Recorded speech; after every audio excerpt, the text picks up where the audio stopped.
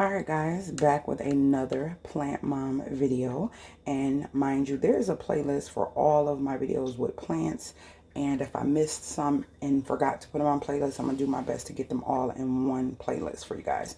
So this is my baby that I have basically brung back to life. It was literally gone, and you'll hear me say this, I like to use this for a lot of examples, and being that I just potted it, doing multiple videos today, so I decided to use this one. We're going to talk about the moisture meter today. Now, when I first got it, I was iffy and I felt some type of way because I had a particular plant that didn't seem to read the same all the way around. I figured out why. I am now bottom feeding that plant because I want the plant to bring in as much water as it needs, and I should have a bottom feeding video in the playlist. If I don't, let me know.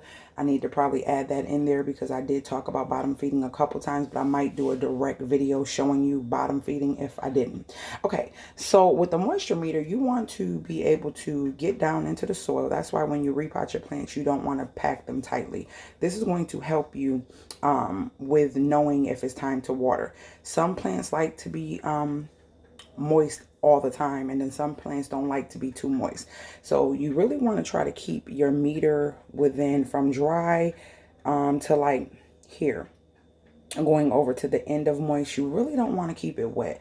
Wet can start to rot the roots and it will be overwatered. So you will start to get a lot of yellowing and stuff like that because you're overwatering.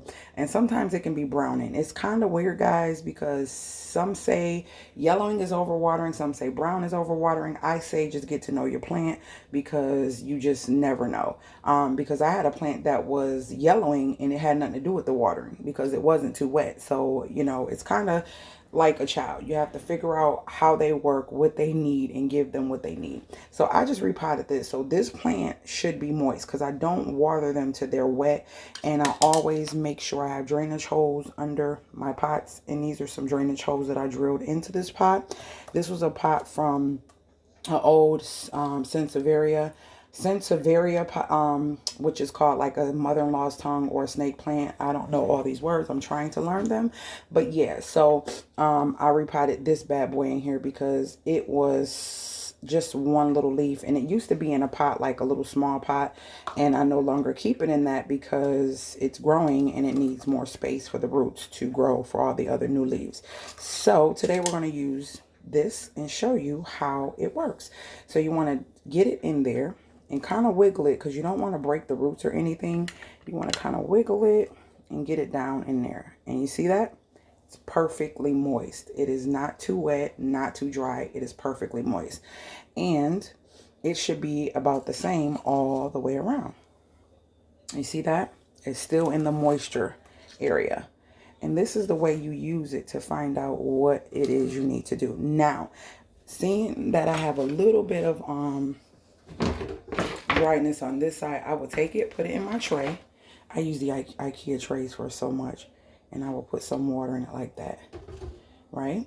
And then I'll take it out and let it readjust. And then I'll put it back in. And you'll see that it should have changed. It's going to, look, you see that? It went way over. So it does work. It does work. So I don't need to put anything else in here. This plant is really good with me watering it. It doesn't have an actual schedule. I just kind of fill the soil and I know when it's time for this. But I purchased this because I have big plants, and the big plants are kind of iffy with the watering. And I want to make sure that they stay growing nice and healthy and not overwatering or underwatering. So I purchased this on Amazon, and that is how you use it. You just stick it in and let it read, and once it stops moving, you know that is the actual amount of water that is in the plant. So it could be dry, moist, or wet. I feel like when it's directly above in between the moisture, it is a perfect setting for it to not be overwatered. So that is how you use the actual what do you call it? Moisture thermometer, moisture meter. All right, later, gators.